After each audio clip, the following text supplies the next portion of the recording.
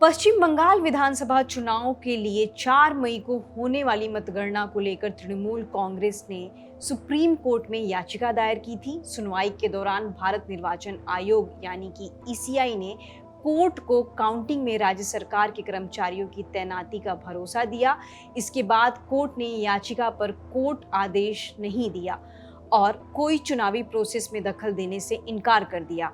इस याचिका में पार्टी ने ईसीआई के केवल केंद्र सरकार के कर्मचारियों को काउंटिंग सुपरवाइजर के तौर पर नियुक्त करने के फैसले पर चुनौती दी थी। टीएमसी ने अपनी याचिका में कहा था कि चुनाव आयोग के फैसले से राज्य सरकार के कर्मचारियों को नजरअंदाज किया जा रहा है, जो संविधान के आर्टिकल 324 का उल्लंघन है। शनिवार 2 मई को जस्टिस पीएस नरसिम्हा और जस्टिस जयमाला बागची की स्पेशल बेंच ने इस मामले की सुनवाई की थी।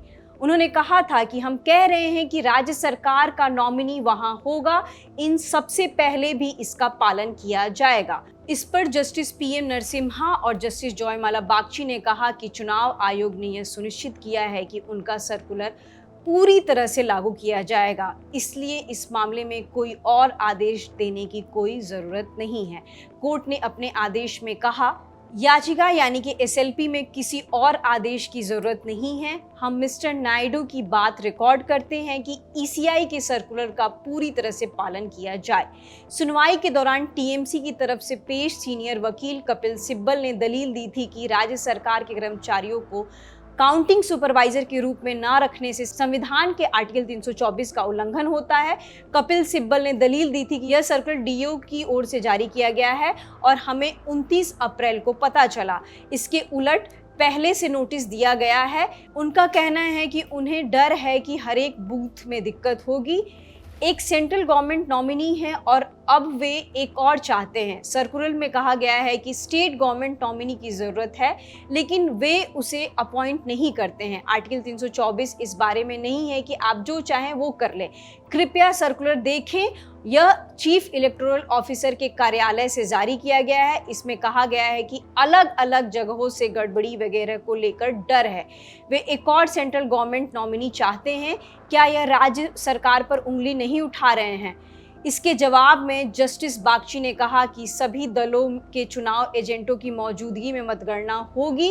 उन्होंने कहा कि इससे कोई फर्क नहीं पड़ता कि सुपरवाइजर किस सरकार का है, केंद्र सरकार का या राज्य सरकार का। उन्होंने यह भी कहा कि चुनाव आयोग का यह फैसला सही है, इसमें कोई गलती नहीं है। लीगल वेबसाइट लाइव लॉ की रिपोर्ट के मुताबिक जस्टिस बागची ने कहा कि यह ऑप्शन खुला है कि काउंटिंग सुपरवाइजर और काउंटिंग असिस्टेंट केंद्र सरकार के हो सकते हैं या राज्य सरकार के।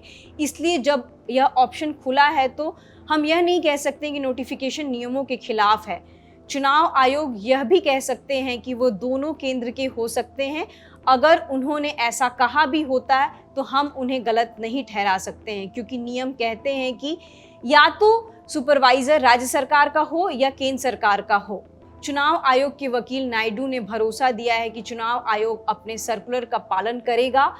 उन्होंने यह भी कहा कि रिटर्निंग ऑफिसर के पास अफसरों को चुनने का अधिकार होता है। नायडू ने कहा, रिटर्निंग ऑफिसर के पास बहुत ज़्यादा अधिकार होते हैं जो राज्य सरकार का कर्मचारी होता है। अगर वे लेबल लगाना चाहते हैं तो वह अफसरों को चुनता है। ये गलत आशंकाएं हैं। उन्होंने टीएमसी की आशंका को गलत ठहराया। यह भी बताया कि मतगणना के सीसीटीवी फुटेज को 45 दिनों तक संरक्षित रखा जाएगा। सुप्रीम कोर्ट ने आखिर में इस मामले को निपटा दिया है। कहा कि चुनाव आयोग के वकील के दलील को रिकॉर्ड किया गया है। इससे पहले कलकत्ता हाई कोर्ट में भी तृणमूल कांग्रेस की याचिका को खारिज कर दिया गया है। इसके बाद तृणमूल कांग्रेस ने सुप्रीम कोर्ट का दरवाजा खटखटाया था। यह जानकारी जुटाई है हमारे साथी जिशान ने। मेरा नाम है ऋतु। देखते रहिए द लंदन टॉक।